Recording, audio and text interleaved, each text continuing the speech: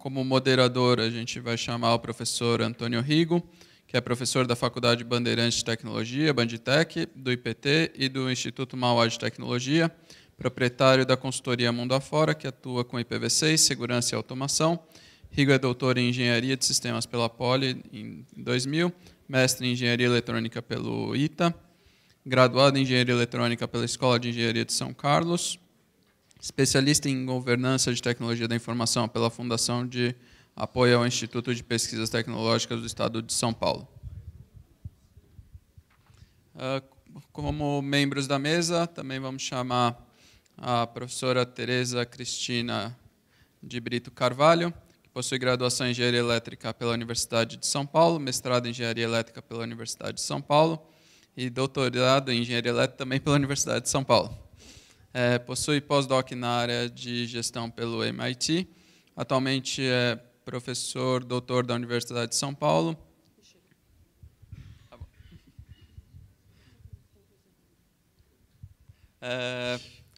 Também vamos chamar o professor Samuel Henrique Brito, que é doutorando em Engenharia de Computação pela Unicamp, onde estuda a Internet do Futuro. Também é mestre em Engenharia de Telecomunicações e bacharel em Ciência da Computação. É instrutor do IPv6 Fórum e da Academia Cisco. Foi o primeiro profissional brasileiro certificado em IPv6 pelo IPv6 Fórum, também sendo certificado pela Cisco e Juniper. Autor do livro IPv6, o novo protocolo da internet, e Laboratório de Tecnologia Cisco em Infraestrutura de Redes. Atualmente é professor e coordenador dos cursos de Tecnologia de Redes de Computadores, especialização em Rede de Computadores na Unimap. Também vamos chamar agora o pessoal mais da parte de infraestrutura de redes, o Carlos Coletti, que é formado em Tecnologia de Processamento de Dados pela Universidade Mackenzie, pós-graduação em Gestão de Processos pela FIAP. Em TI, atua em projetos de redes e telecomunicações, focado em convergência digital. Atualmente é responsável pelo grupo de redes da reitoria da Unesp, grupo que gerencia uma rede WAN com 37 POPs no estado de São Paulo, a UnespNet. E também o Ítalo Valci, que é graduado e mestrando em Ciência da Computação pela Universidade Federal da Bahia, atua no ponto de presença da RNP há 4 anos, no PTT da Bahia, Rede Comep e CERT Bahia, e colabora com a equipe de redes e infraestrutura da Universidade Federal da Bahia.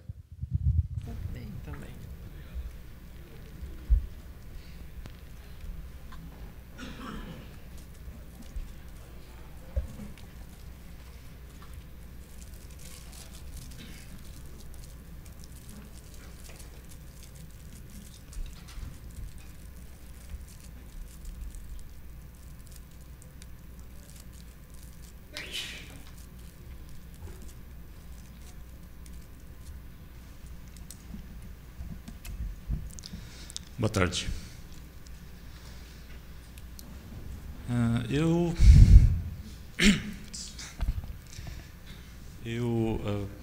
preparei algumas lâminas, são muito poucas, né, como introdução, e assim, teoricamente, essa primeira lâmina aqui vocês já conhecem, devem ter visto isso em tudo quanto é lugar, né?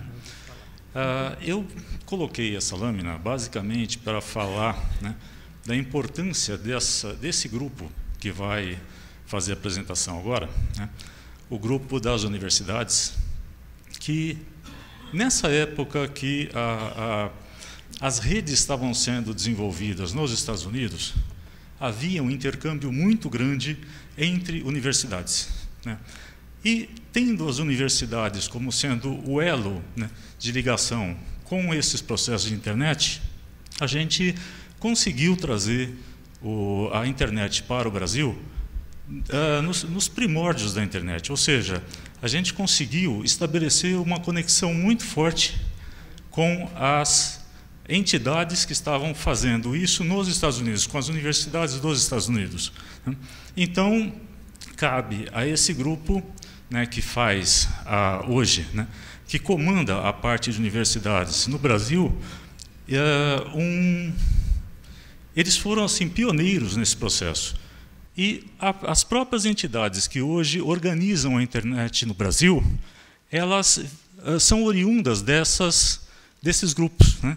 Então, por esse motivo, essa lâmina está sendo colocada, né, para mostrar que nós começamos assim, né, e hoje a gente tem uma série de funcionalidades, né, uma série de características que diferenciam daqueles primeiros experimentos de rede, né, e que hoje coloca a gente, né, nessa situação de organizar um grupo muito maior para desenvolver e implantar esse novo protocolo.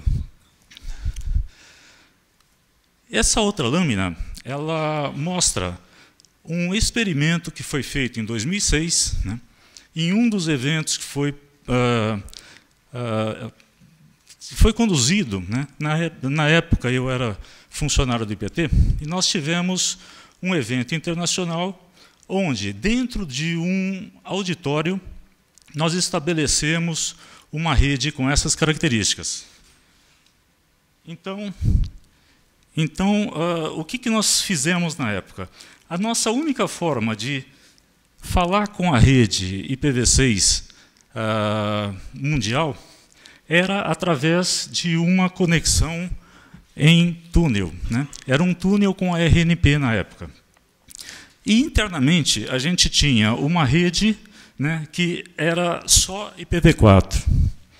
E nós estabelecemos duas redes, né, uma rede IPv6, né, para criar uma conexão, né, entre a rede IPv4 e a RNP através de um bloco, né, com endereço público, né, e uma outra rede, né, para fazer um experimento via um túnel, né, que era estabelecido aqui através desse roteamento. Muito bem, como é que a gente experimentou isso dentro do laboratório, dentro do anfiteatro? Esses três elementos, eles são elementos do tipo wireless, né?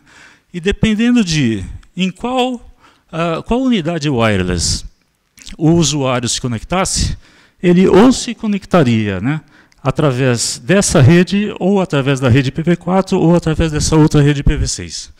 Isso é um exemplo de alguma iniciativa que foi desenvolvida nessa época.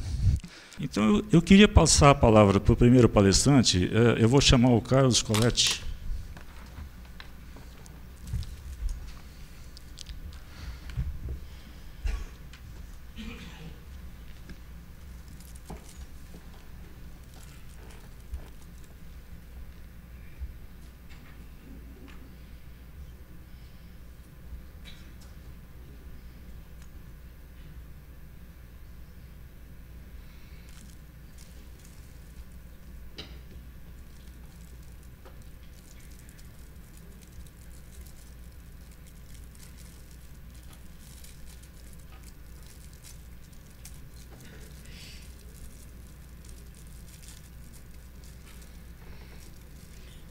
Versão 6, não é de 1985.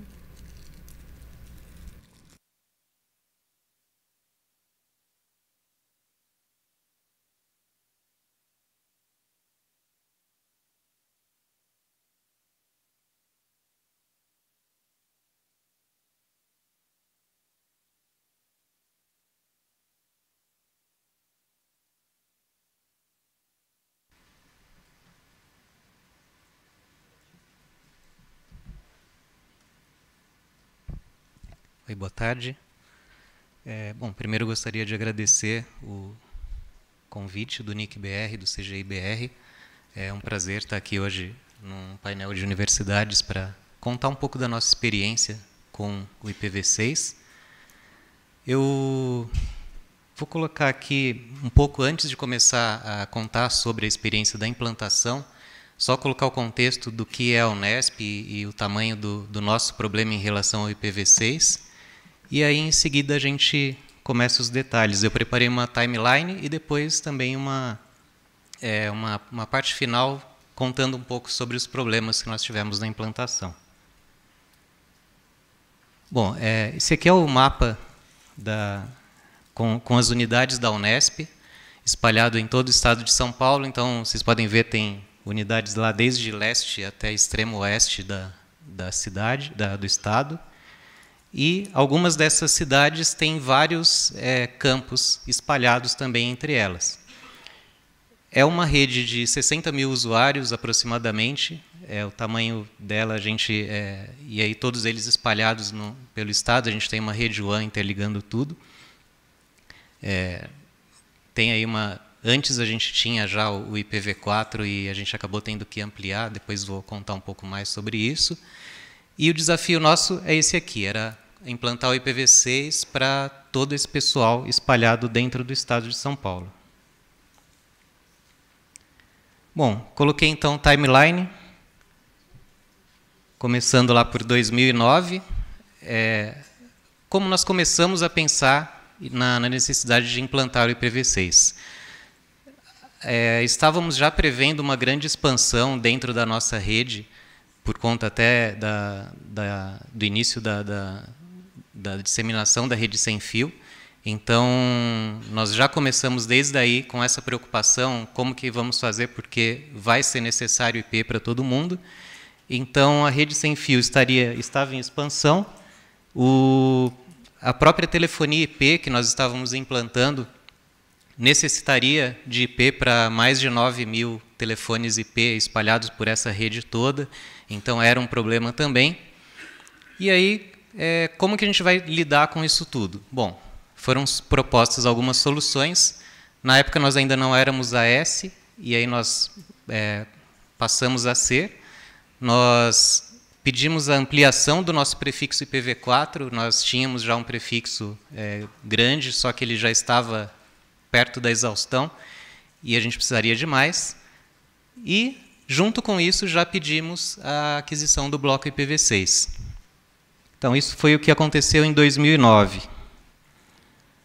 Lá em 2010, em janeiro, nós começamos a atualização dos equipamentos dos ativos da rede. Começamos lá pelos roteadores, depois, em seguida, pelos switches de acesso dos usuários. Esse foi um trabalho longo que durou aí o ano de 2010 e praticamente um pouco do ano de 2011 ainda. E lá em fevereiro nós tivemos a oportunidade de participar do treinamento do NIC-BR para uma equipe de NOC, que é a que cuida da rede WAN, que fica aqui em São Paulo, na reitoria, que é onde eu trabalho. E nós fizemos esse primeiro treinamento para conhecer o IPv6 e até ver como que o IPv6 se comportaria dentro de um AS. Esse treinamento foi fundamental para que a gente conseguisse planejar melhor a implantação do IPv6. Em julho, nós fizemos, então, a aquisição do ASN e dos prefixos IPv4 e o IPv6. Começamos a implantação, e lá em janeiro de 2011, o site principal da Unesp, que é o portal unesp.br, ele já estava com o IPv6 operacional.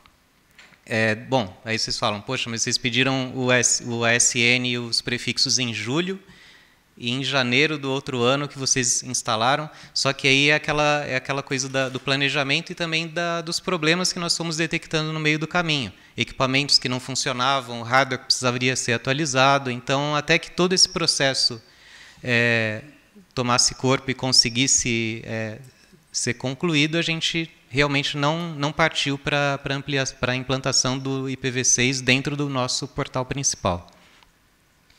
Bom, de janeiro lá a setembro, nós começamos a estudar uma forma de expandir o IPv6 para aquelas unidades da Unesp. Todas aquelas que eu mostrei, que eram um total de 34 unidades, espalhadas em 24 cidades do estado. Então, em setembro, também com o NIC-BR, uma parceria, nós conseguimos trazer os administradores de rede de cada uma daquelas cidades para São Paulo, para participar de um treinamento de rede LAN. E daí eu acredito que tenha sido um dos primeiros treinamentos nesse formato. Não sei se o Moreiras, se vocês tiveram essa experiência antes, tirando aquela parte do BGP e mudando, mas, pelo que eu me lembre, nesse formato foi um dos primeiros. Acho que até e as outras universidades também participaram desse treinamento, a USP, a Unicamp, vieram pessoas de todas elas, e foi muito bom até para a integração das equipes de operação, para fazer com que todo mundo se conhecesse melhor e conseguisse essa implantação, essa troca de experiências. Bom, em novembro, nós começamos, então, uma campanha interna de ativação do IPv6 nessas unidades. Não bastou o treinamento, a gente precisa ter um plano, passar esse plano aos administradores e começar a fazer ele ser implantado. Então, nós fizemos assim, o conteúdo web, o DNS e os serviços de e-mail, fizemos procedimentos e aí as unidades começaram a implantar, inicialmente nesses serviços. Lá em 2012, em abril, houve um workshop interno de administradores de rede, e aí nós passamos a fazer uma votação, e aí houve unanimidade de que deveríamos ter a implantação do IPv6 ocorrendo 100% em todos os dispositivos. Aconteceu lá uma instrução normativa, oficial, e aí o IPv6 passou a ser implantado nos desktops. Houve a adesão, coloquei quase grifado, quase unânime, porque ainda existiam equipamentos a serem trocados, então a mudança não seria tão rápida assim. Em junho, nós participamos do World IPv6 Launch, e de julho a dezembro essa campanha interna ocorreu. 2013, chegamos lá em março, a divulgação do ranking da ISOC deu à Unesp com 18,3% de acessos em IPv6, e isso foi o primeiro lugar na América Latina de acessos em IPv6. E de março até dezembro, o dia de hoje, houve aumento de 18,3% para 26,53%. Hoje nós não somos mais os primeiros, a Fundação Itaipu é a primeira agora, né? E é legal ver vários outros brasileiros também participando e indo muito bem nesse ranking. Bom, coloquei aqui o link para vocês, para quem quiser acessar depois essas estatísticas. Essa, basicamente, foi a timeline até o presente momento.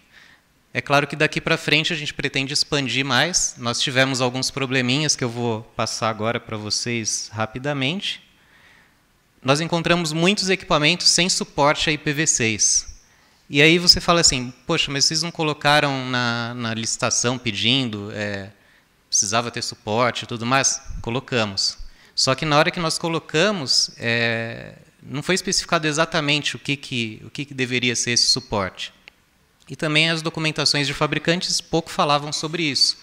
Na hora que nós fomos perceber, os equipamentos recebiam o IPv6, mas aí eles não tinham as funções de gerenciamento. Então, nós fizemos assim, olha, a gente vai conseguir desligar o IPv4 da rede de gerenciamento, e aí a gente consegue implantar o IPv6, liberar IPv4 para a expansão de rede sem fio, por exemplo, e a gente consegue monitorar e fazer o monitoramento de todos esses ativos de rede via IPv6. Impossível, porque algum fabricante não tinha NTP, o outro não tinha SNMP, e assim por diante. Isso aí foi dificultando bastante o nosso deployment. Percebemos que alguns serviços de rede ainda estavam em processo de maturidade.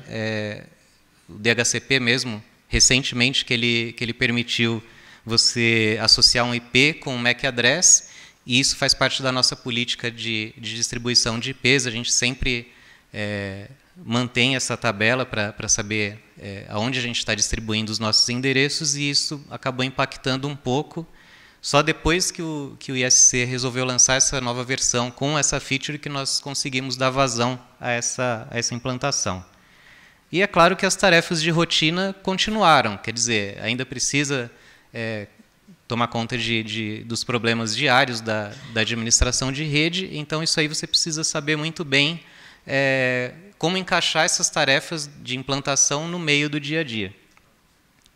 E a lição aprendida é que é necessário começar o quanto antes. O planejamento é fundamental, como já foi falado várias vezes aqui, tanto pelos operadores e as empresas de hosting. Planejar é fundamental. Bom, não vou me alongar mais, o tempo esgotou. Obrigado.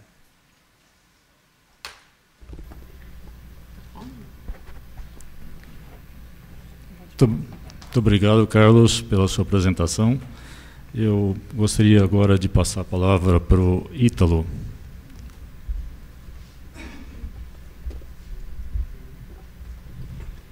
Deixa eu ver quem são as pessoas.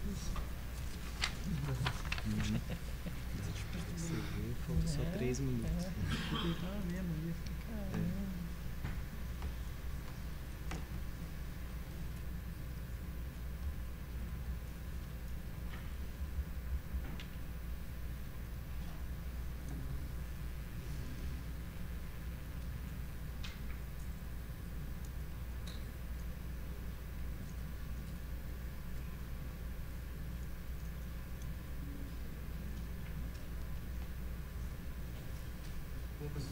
Oi.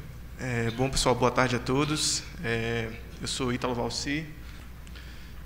Vamos contar um pouco da experiência aqui da gente lá no POP, na implantação de IPv6 na rede acadêmica lá.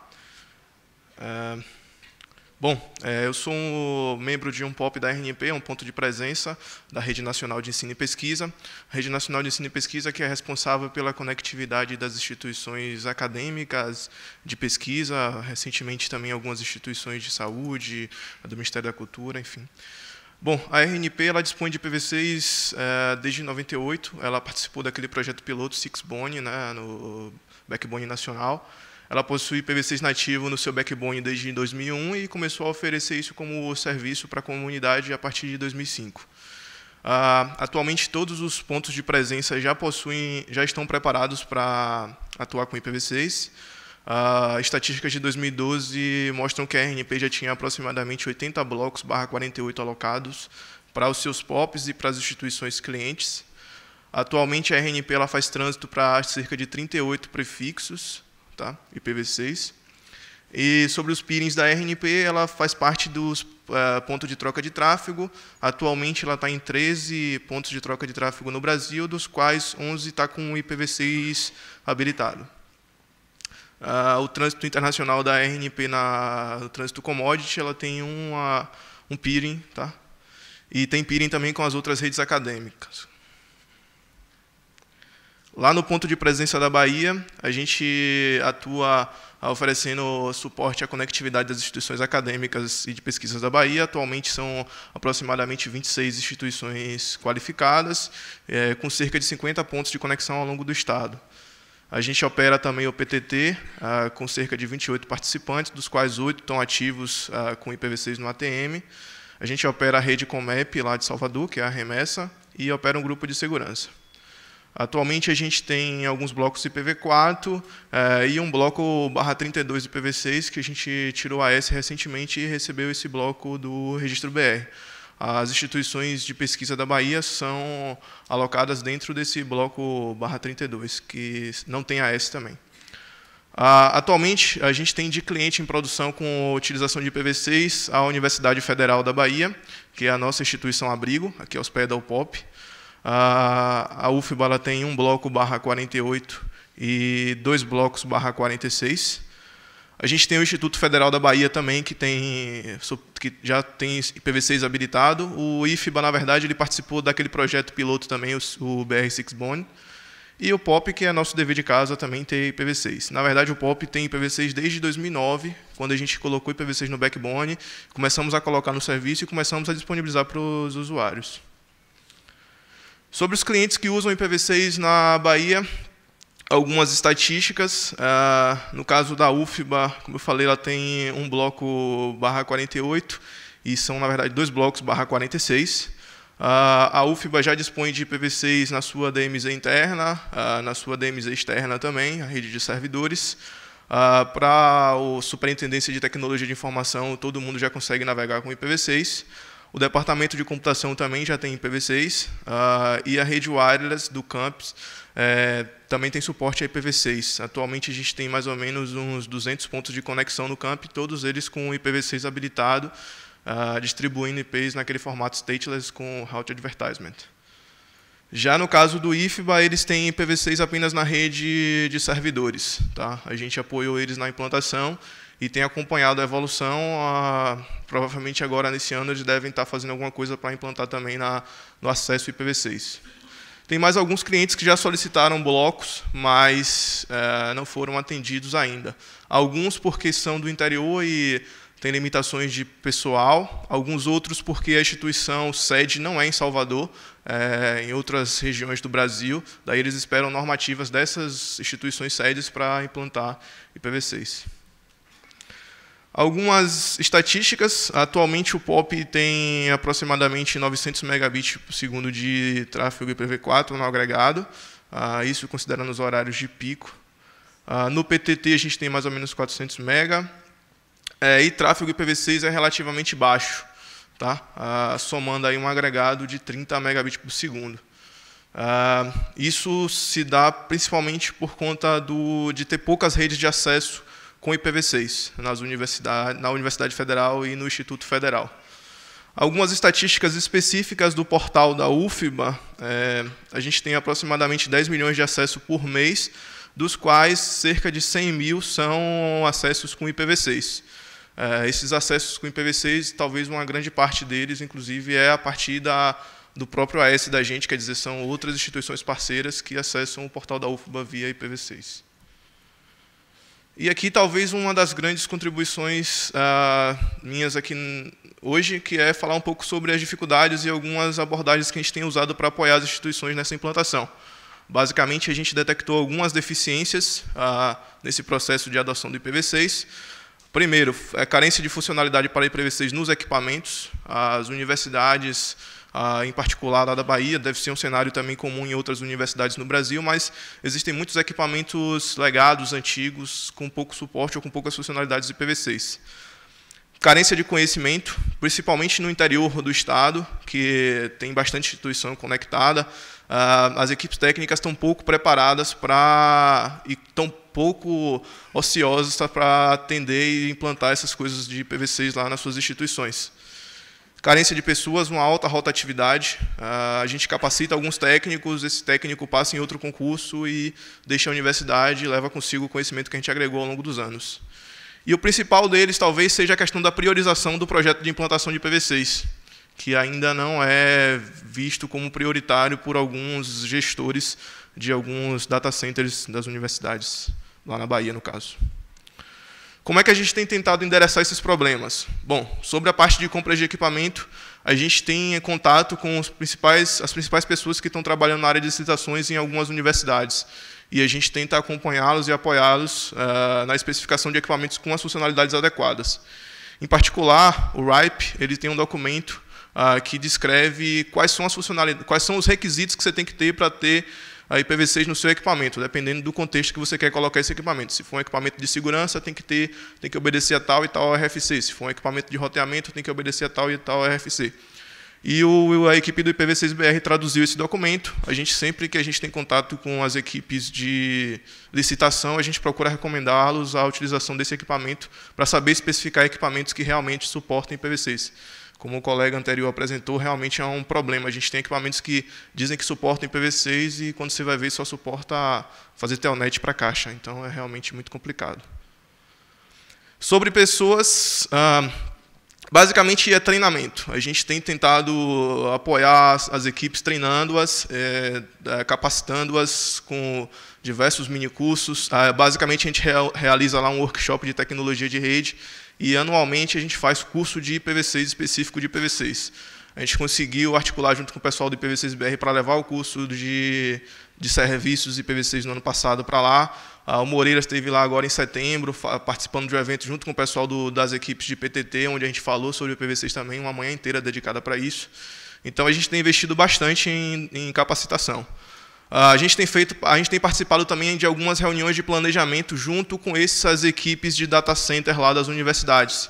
Em particular, uma das universidades lá está mudando todo o core dela e, semanalmente, a gente se reúne com eles para discutir a nova implantação desse core, olhando para as questões de IPv6. Não deixar os caras implantarem alguma coisa que não permita utilizar IPv6 ou que use de uma forma inadequada. Sobre eventos e capacitação, em particular, a gente participa de alguns eventos, listei alguns deles aí. Sobre minicursos, a gente totaliza que a gente já realizou cerca de uns 10 minicursos específicos de IPv6 lá. Então, acho que talvez essa questão de capacitação já está um pouco bem atendida lá na universidade. O principal problema é a questão da priorização da implantação do projeto. Tá? De fato, como as equipes são um pouco reduzidas, esse projeto de IPv6 acaba não ganhando a devida prioridade que a gente esperava que ele ganhasse. O que é que a gente pode fazer para ajudar nisso? Primeiro, participar dessas reuniões de planejamento. Os pontos de presença da RNP, na minha opinião, eles têm uma localização estratégica do ponto de vista que ele conhece os técnicos e os gestores de TI das universidades. Então, a gente pode interagir diretamente com essas pessoas e tentar convencê-los da importância da implantação do IPv6, da importância de estar o tempo todo atento para isso aí.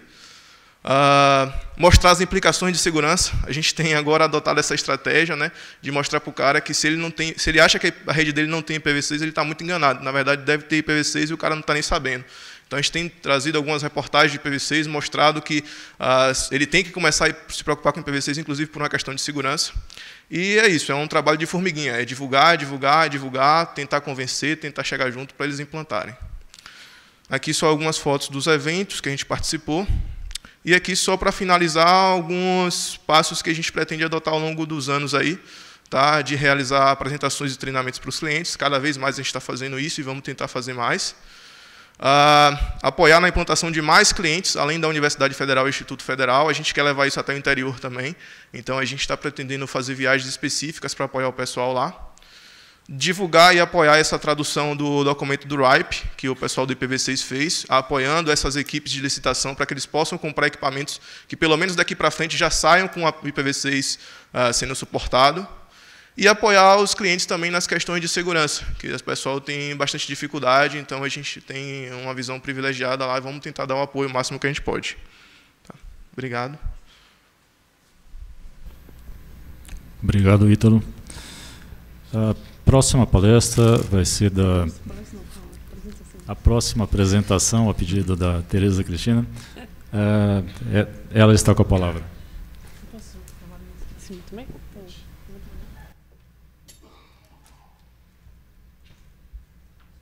Gente, boa tarde. É uma honra estar aqui. Na realidade, eu preparei uma coisa um pouco diferente para vocês, que é muito mais uma provocação do que contar o que a USP está fazendo, né? Eu posso até rapidamente falar o que a USP está fazendo. Na realidade, hoje, a USP tem por volta de 42 mil computadores, por volta de 5 mil suítes e por volta de 8 mil impressoras. E toda a parte de backbone já foi migrado para o IP versão 6. Então, a gente está trabalhando um pouco mais nas pontas e também nos diversos campi. Resumindo bem isso.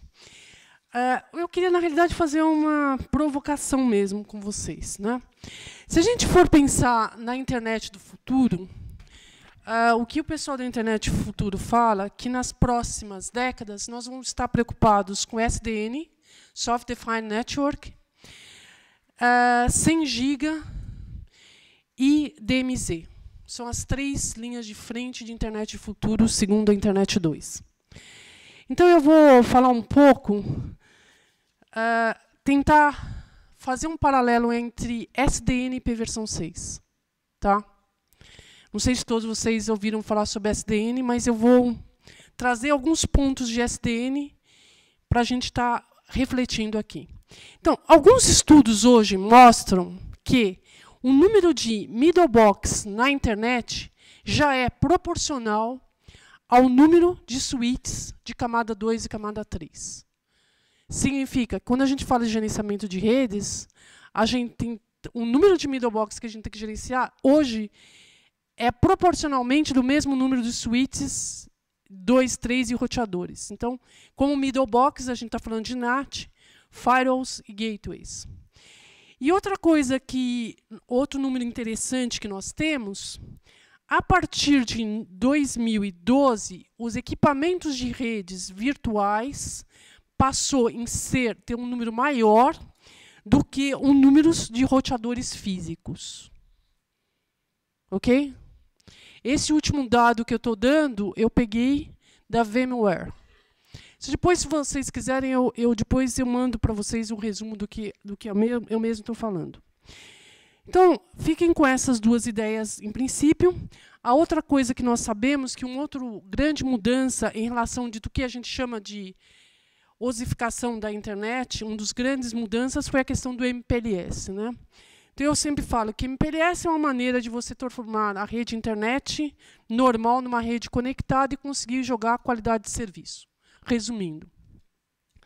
Dado isso, então, dizemos assim, a visão que nós temos é que a internet é um monte de coisa interconectada, mal organizada, que ninguém mais tem controle. E que o SDN veio salvar a nossa pele, certo? Acho que vocês já ouviram falar sobre isso. E na hora que você vai estudar SDN, o que nós vimos? A gente pensar, hoje se fala muito no plano de dados e plano de controle. Então, plano de dados tem todas as camadas que a gente conhece, o modelo OSI da arquitetura TCP/IP, mas isso não existe no plano de controle. Então, o SDN veio organizar o plano de controle em algumas camadas do sistema operacional de rede, depois a outra camada de controle, e mais tarde eles foram incluindo a parte de virtualização. Então, o objetivo principal do SDN é organizar o plano de controle. E o que ele traz como proposta é que no centro da rede você tem alguma coisa muito simples e na borda da rede você tem tudo controlado por software. Então, as funções complexas ficam na borda da rede. E outra coisa importante é que o MPLS é incorporado dentro do SDN. Tudo isso para falar para vocês, se a gente for fazer uma reflexão SDN versus IP versão 6, que é a provocação que eu quero fazer, eu estava aqui conferindo com o Hilo que IP versão 6 surgiu em 1995, certo? E ele já resolve as questões dos middlebox. As funções de NAT, ARP e mesmo do IGMP são resolvidos pelo IP versão 6. Outra coisa que o IP versão 6 faz é que as pontas têm um certo nível de inteligência, toda a segmentação é feita nas pontas e também a parte de roteamento é feita nas pontas. Então, nós temos no IP versão 6 uma coisa que seria parecida, que logo que a gente estudava roteamento, source routing, ou roteamento na origem. E, além disso, o IP versão 6 também resolve questões de segurança, como autenticação, criptografia e a questão de mobilidade. Certo? Então, o que eu penso, assim, quando a gente está fazendo vários trabalhos de pesquisa na USP voltados com SDN, e quando eu vejo tudo o que tem se falado de SDN, eu penso, quando a gente começou a pensar no IP versão 6, a gente já tinha solução para tudo isso que o SDN vem resolver, né? O SDN hoje completa, acho que 2013 completou 5 anos, e é considerada uma das tecnologias que mais rápido saiu da academia e foi para o mercado. Contudo, isso só é possível porque no ano de 95 ou no início de 2000, nós já começava a discutir IP versão 6. E a pergunta é, será que a SDN vai resolver todos os problemas como a gente está falando?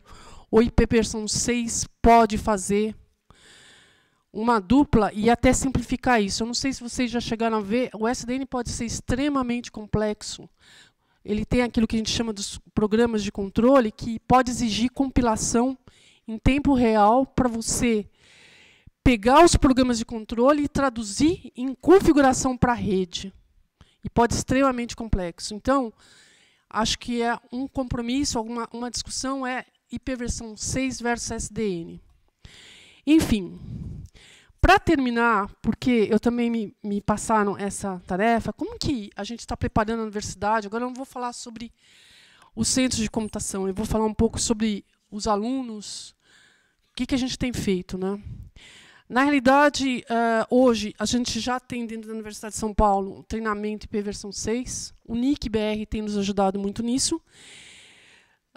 E o que a gente vê, a grande dificuldade é a parte de aulas práticas, que hoje ainda é dado em IP versão 4, então a gente precisa trazer também IP versão 5 para as aulas práticas. Em relação à pesquisa, estamos fazendo muita pesquisa com SDN, mas existem muitos equipamentos que têm OpenFlow que não suportam IP versão 6. Então, ou seja, a gente tem dois caminhos, e a provocação que eu deixo para vocês é até que ponto o SDN e IP versão 6 caminham juntos? Eles são conflitantes, não são conflitantes? Como a gente pode ter essas duas coisas que me parece que vêm resolver problemas similares? Como a gente pode tirar o proveito dessas duas tecnologias? É que o SDN não chega a ser uma tecnologia, dessas duas propostas. Acho que é isso. Obrigada. Obrigado, Tereza. Nós vamos chamar o Samuel para fazer a última apresentação.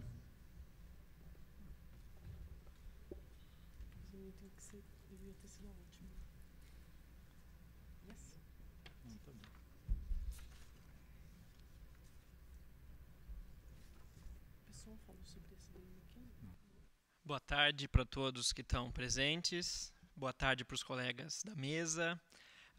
Primeiro eu queria agradecer ao NIC-BR pelo convite de mais uma vez poder estar falando para todo o Brasil, porque o evento está sendo transmitido online. E a minha palestra, seguindo o gancho da professora Tereza, ela vai ser em tom provocativo também, mas vai ser uma provocação para as universidades, né?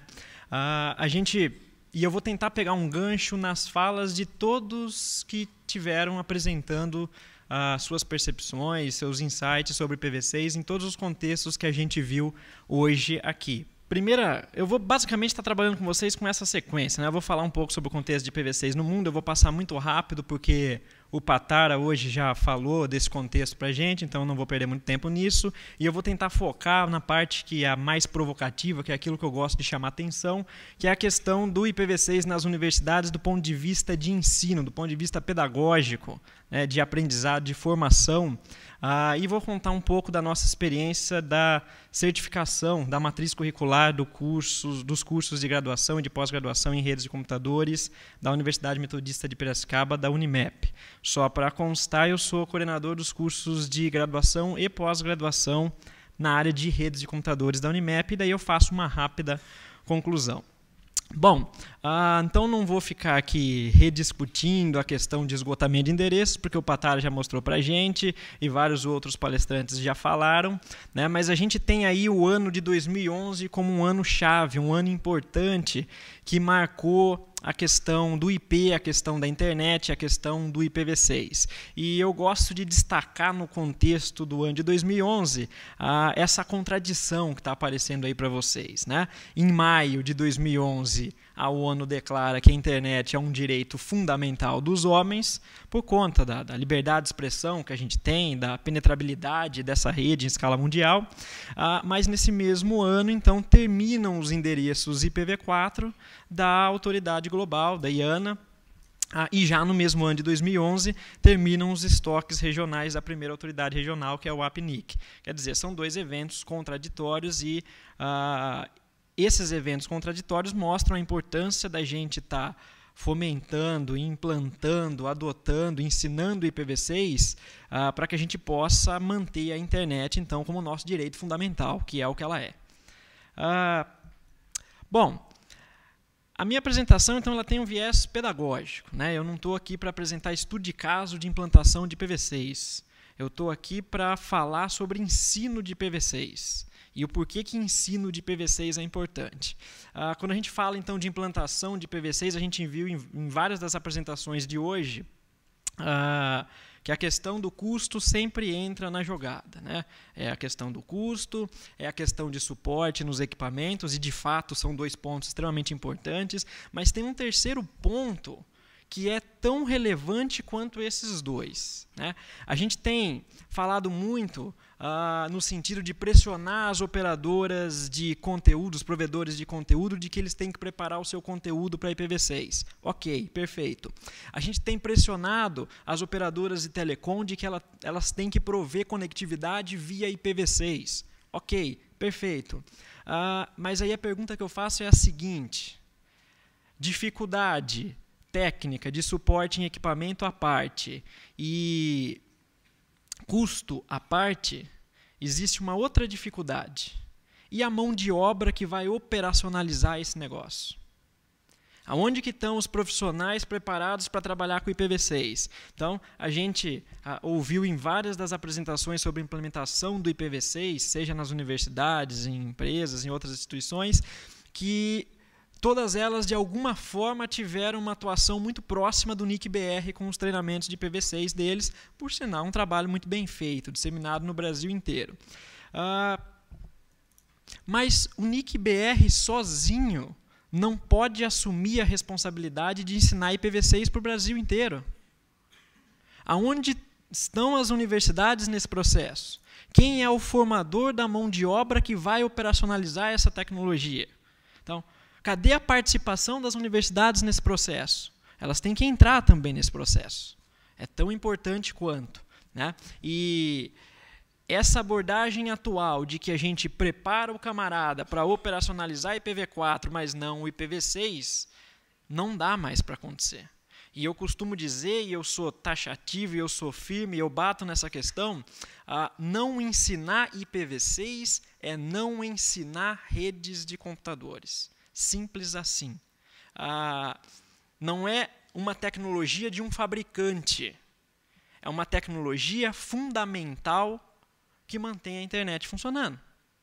É uma tecnologia de base, tem que existir, tem que estar contemplada na matriz curricular. E eu tento, nessa apresentação, além de provocar as universidades no sentido de que elas têm que se mexer tanto quanto as operadoras e os provedores de conteúdo, mas eu tento mostrar para as pessoas o que é que acontece, o que aconteceu no panorama, na história, que o IPv6 ainda é pouco abordado nas universidades. E aí eu costumo dividir o tempo justamente naquele ano de 2011, né, o antes e o depois do 2011. Então, vamos tomar como referência 2011, esquece o 2013. O Álvaro e o DM Getko lembraram muito bem nas apresentações deles que o IPv6 foi publicado em RFC em 1995 e foi revisado em 1998. Ou seja, a gente está falando de uma tecnologia que não é nova. Bom, daqui a pouco eu vou mudar um pouco essa fala minha. Mas vamos cronologicamente pensar nisso. É uma tecnologia que não é nova. Tem 15, 20 anos, quase 20 anos. Né? E por que eu estou falando isso? Pelo seguinte, do ponto de vista acadêmico, de pesquisa, IPv6 é um assunto maduro e esgotado.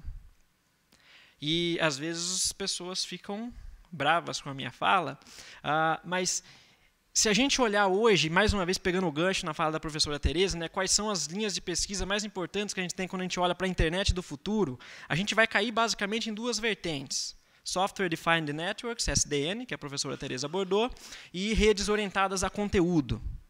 E quando a gente pensa em redes orientadas a conteúdo, a gente está falando de uma proposta alternativa à IP.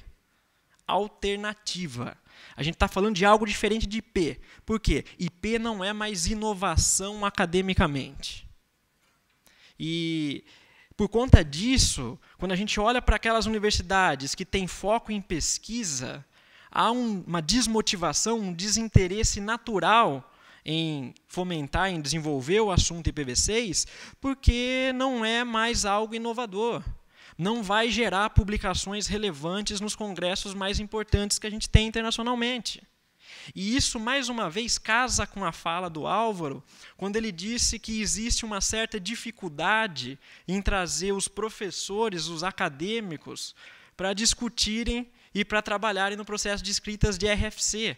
RFC, por mais importante que seja como a nossa referência de documentação de base da internet, não tem o mesmo apelo acadêmico, do ponto de vista de produtividade, do que um artigo num congresso que está tratando essas outras questões que eu falei agora há pouco. E até 2011, isso era claro. E aí o que começa a acontecer a partir de 2011, né? Além dessas universidades que têm, então, foco em pesquisa, a gente tem também as universidades que têm o foco em mercado, em tecnologia, em formar o camarada para sair trabalhando. E até 2011, para o objetivo principal dessas universidades era empregar o seu aluno. E para eu empregar o meu aluno, eu preciso ensinar IPv4, não IPv6. Porque ainda hoje a gente vê, olhando para os números, que a representatividade operacional do IPv6 é baixa. A gente quer mudar isso. É por isso que a gente se reúne. Mas se eu quero empregar o meu aluno, eu preciso ensinar IPv4 e não IPv6. Então a gente também tem um desmotivador para as universidades com foco em tecnologia. Só que, a partir de 2011, que é aquele ano apelativo em que terminam os endereços IPv4 na autoridade mundial, na primeira autoridade regional, esse panorama começa a mudar e as universidades que têm foco em tecnologia começam a ter uma preocupação imensa em ensinar IPv6 para os seus alunos. E aí vem a questão do descaso que houve nos anos anteriores, né? E uma coisa interessante da gente observar, né, uma dualidade que existe aqui, é que quando a gente, enquanto academia, olha e fala que o IPv6 é maduro, acabou, está esgotado, não é mais inovador, aí a gente cai na questão do ponto de vista da indústria, e mais uma vez eu pego como gancho a fala do Álvaro e da importância das RFCs e dos estudos atuais, que, do ponto de vista operacional, o IPv6 é novo. Extremamente novo.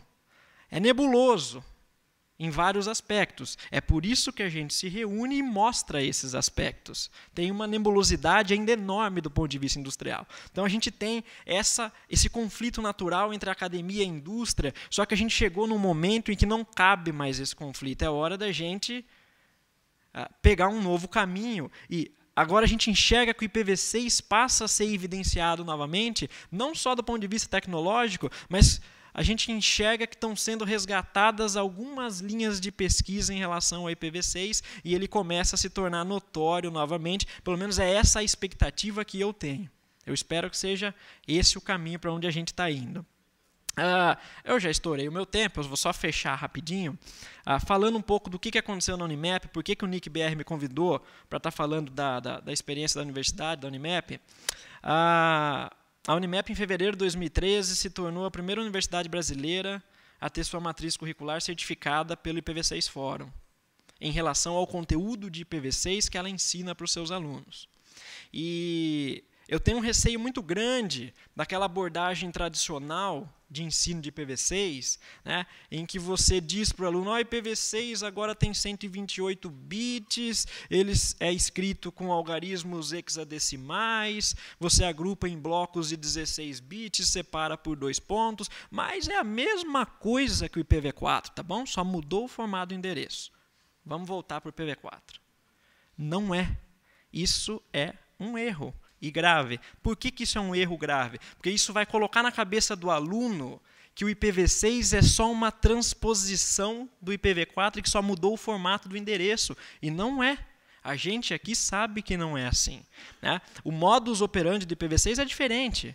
Tem muita coisa que a gente resgata, tem muita similaridade, mas o modo de operação é diferente. A forma de trabalho dos protocolos é diferente. A operacionalização, em muitos casos, é diferente. Em muitos casos, tem similaridades, mas tem muitas diferenças. Então, se a gente ensinar para o aluno que é só uma transposição, hoje todos os sistemas operacionais saem com suporte nativo a IPv6 e ele vai chegar amanhã para trabalhar nas empresas e as empresas que não estão preocupadas com IPv6, elas vão ter uma rede IPv6 que elas nem sabem que existe. Mas eu não preciso me preocupar, porque é a mesma coisa que o IPv4. E não é. Então, a mensagem que eu queria trazer para vocês é essa. Eu peço desculpas antecipadamente se eu fui taxativo demais, mas eu gosto e faço questão de colocar as universidades nesse rol de atores, de instituições que têm um papel fundamental na disseminação de IPv6. Então não adianta cobrar só o operador, o provedor de conteúdo, se amanhã eles não vão ter esse profissional para contratar. E isso também vai implicar em atraso na adoção de IPv6. Então a gente tem que envolver, sim, todos os atores da sociedade como um todo. Essa era a mensagem que eu queria passar para vocês. Peço desculpas para o pessoal que eu estourei demais o meu tempo, mas eu precisava falar isso. Okay? Excelente, Samuel. Bom, depois dessas 4 apresentações, com um espectro bastante amplo, né, de abordagem, a gente abre, então, as perguntas, né, que a plateia, então, possa colocar, né, as suas dúvidas e solicitar que os nossos palestrantes se respondam. Samuel. Oi. Eu trabalho na Companhia de Informática de Jundiaí e também sou professor pelo Centro Paula Souza, trabalhando com nível técnico. Realmente é difícil. Hoje eu diria que o ensino está praticamente quase impossível. Realmente você tem que ter muita dedicação, porque eu tento, dentro da minha ambiência, né, dentro do meu ambiente, trazer os conceitos de V6 com os meus alunos, nível técnico.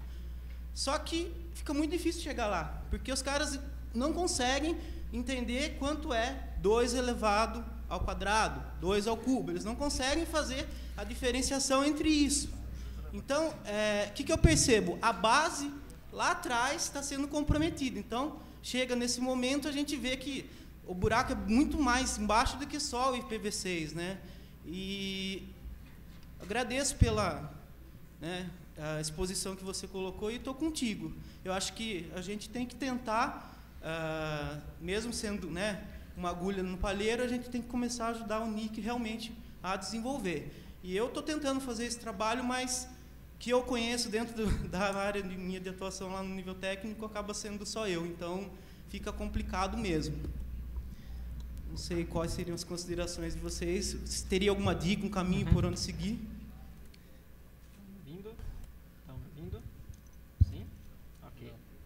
Bom, eu vou responder em 2 partes. Não. A primeira... Não? Não. Troca o microfone. Som, estão ouvindo? Não? Não? Opa, ok. Estão ouvindo bem?